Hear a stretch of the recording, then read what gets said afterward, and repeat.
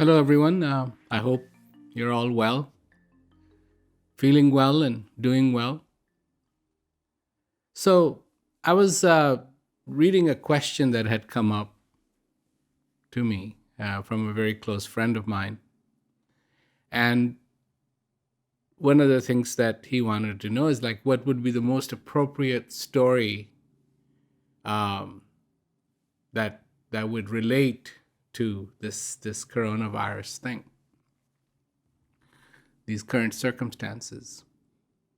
So I started thinking about that, and one of the things that became very obvious to me, at least, was that we can make a big thing out of this, and we do. It's not like I'm trying to make this trivial. I'm not. It's historic. It's huge. It's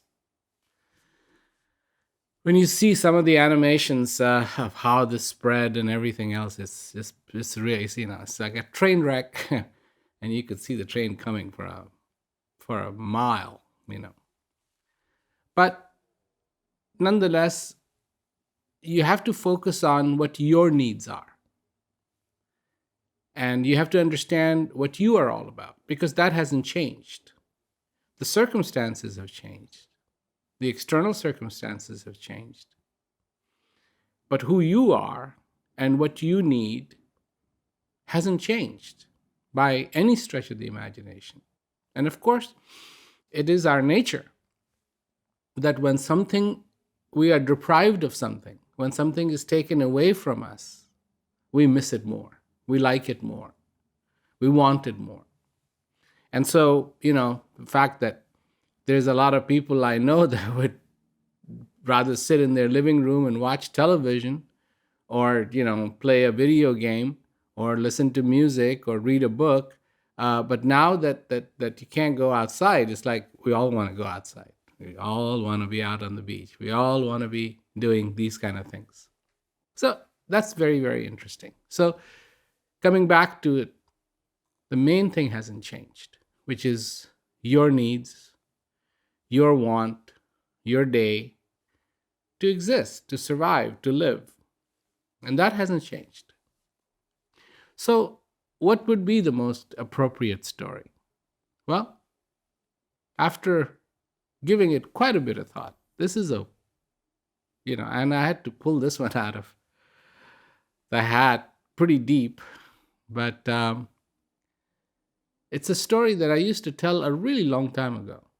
And I haven't told this story in a long, long time. But the story is very short, it's very brief. There was a king, and one day he got drunk, and he got on top of his drunk elephant. And they were both going wherever he wanted to go, wherever the elephant wanted to take him. An elephant wanted to go wherever he wanted to go. And they were in pretty bad shape. They were drunk. Nobody was in control. Nobody was really in charge, so to say. Nobody knew what to do. And as they were going, the elephant tripped on something.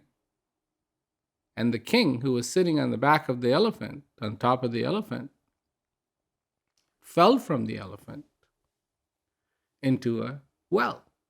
And as he is falling, for a moment he gets sober and he grabs this vine, this very strong vine. He grabs it and he's alive. He's okay. And so, in that moment, he definitely is thinking about what's going on here, and he's getting sober real quick. And all of a sudden, he wants to assess his situation. So he's in the middle of this well. He's holding on with this vine.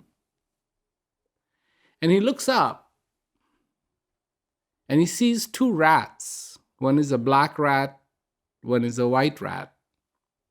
and they're very busy cutting this vine. And so he looks down to see what's there. And down below are all these snakes and scorpions hissing, deadly, poisonous things. And it's not a pretty picture. So here he is. He's holding on to this vine. He's in this well. He looks up, and there's two rats that are just going at it, trying to cut the vine down, cut the vine off. He looks down of where he's obviously going to fall when the vine is cut. And it's nothing but poisonous snakes and scorpions and dangerous things. So let's just stop there for a minute. Pretty much the story ends right there. Because this is something to get you to reflect on, for you to think about. So you're the king, obviously. You're the king. And everything you ride on, your little world is the elephant. And the elephant is drunk, and so are you. What are you drunk on? Well, unconsciousness. You're living, but you're not in charge of anything. Except you have no problem complaining about things, looking at things, going, oh, I wonder why this is like that, blaming God, blaming this person, blaming that person. I mean, on and on and on and on and on it goes. So it's very metaphoric.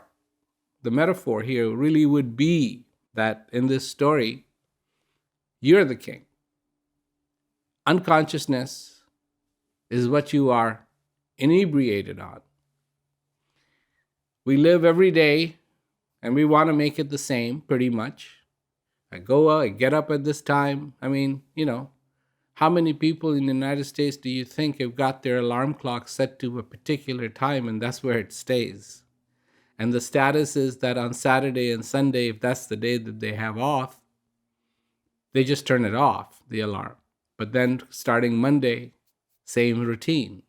Some people have their coffee set up with the timer because they know they have to get up every single day the same day. So here we are, we're living in this pattern, and I'm not trying to be judgmental of whether that's right or whether that's wrong. I'm just presenting it parallel to the story. So try to make some sense of it. And then our little world that we have created, and that's got a lot of unconsciousness. It's not our decisions. The world presents us these pretty phones, these pretty things, and we look at those and we go, yeah, I want one of those. I want one of those. I want one of those. We're driving along and we see, a beautiful house on a billboard for sale or something like that. It's like, yeah, I want that too.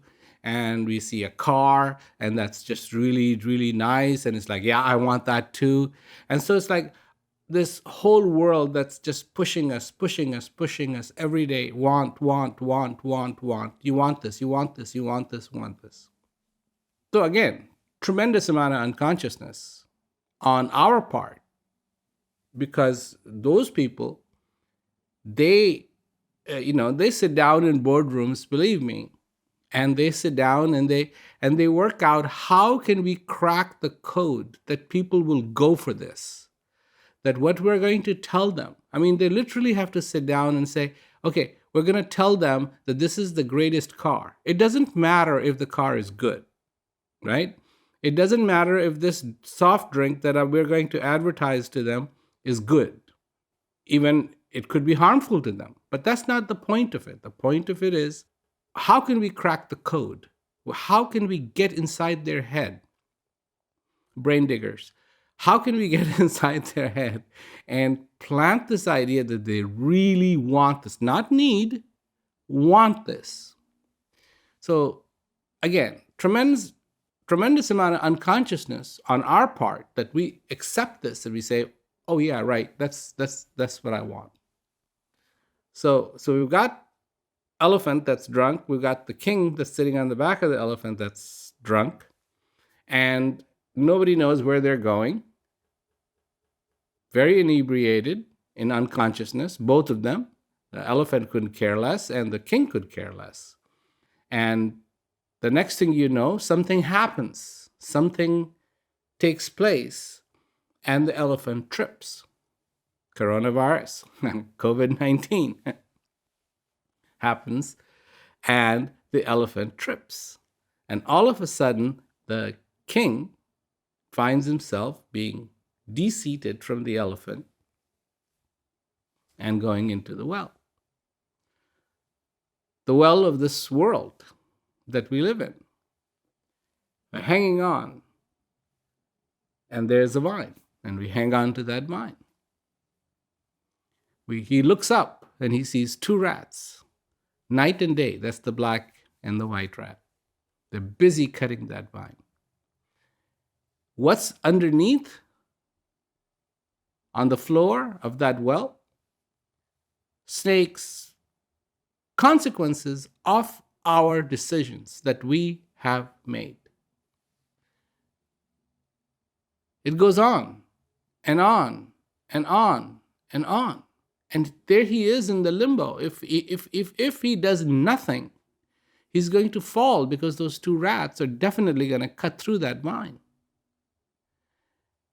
If he does nothing, that is his fate. He's going to fall, and he will succumb to the consequences, to the result of the consequences of his unconsciousness, is his or her unconsciousness throughout their lives. Because what's at the bottom of the well isn't one day's consequences. It is the consequences of every single day of living this life unconsciously, unconsciously, unconsciously, unconsciously, unconsciously, unconsciously. Bizarre scene. The only hope really is if somebody can throw a rope and you can switch, because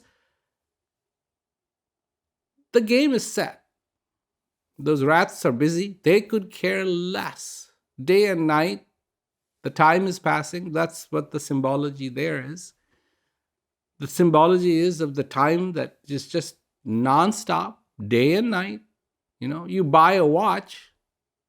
You buy a watch to tell what? Well, to figure out when I'm going to do this, when I'm going to do this, when I'm going to do this. But you haven't really sat down and looked at that watch and go, oh my God, this thing is telling me that I have this much less time to exist on the face of this earth. So now it's not a question of, I'm painting a doomsday scenario, because there is a possibility. At any given time, we realize that here I am, that I am so busy wanting to take care of not having the consequences, that I have forgotten what it is that caused me to have these consequences in my life. And I think there's another question from a person who could be, I don't know, who could be an inmate in prison. And basically what he's saying is that, look, I did what I did, but I'm suffering the consequences every single day. And what I would like to say to you is, right, you are suffering the consequences every day, but what is it that is making it so bad? Is it everybody else, or is it you? How you perceive it, because you can change that. You can look at this as another opportunity in your life to really make a transformation from deep within. So not only do you take the best, wonderful advantage of that situation, and see, this is the point. I deal with a lot of inmates, and I go and I frequently visit prison. And prison is this thing. It's a lockdown. You're not going there. You're not going there. You're going to be in these confines, and that's it. Well, that's what coronavirus is doing. All this lockdown. That's what's happening. You can't go here, can't go there, can't go do this, can't do this. Your liberties are being taken away. And so, because of that, no, and yesterday I saw people who were protesting against the lockdown. And I realized that a lot of those people, not all of them, but a lot of those people, they just don't want to be told what to do. It's not what it is that they do or don't do. They just don't want to be told what not to do. And so somebody comes along and tells them, "Oh, you have to stay in this room." They hate that. They don't want to. They don't want to do that. But in reality, to use a little bit of common sense and say, okay, according to the circumstances, it is really good not to give. Until when? Well, you hear a lot of things. You hear, oh, it might take 2 years to develop a vaccine. It might take 12 months to develop a vaccine. They're working on it. They are working on it. And let's hope that they can come up with a vaccine or some kind of a medication. It's not like people are sitting, and doing absolutely nothing. There's tremendous amount of very good people working on finding a cure for this thing, or some kind of a relief from this thing.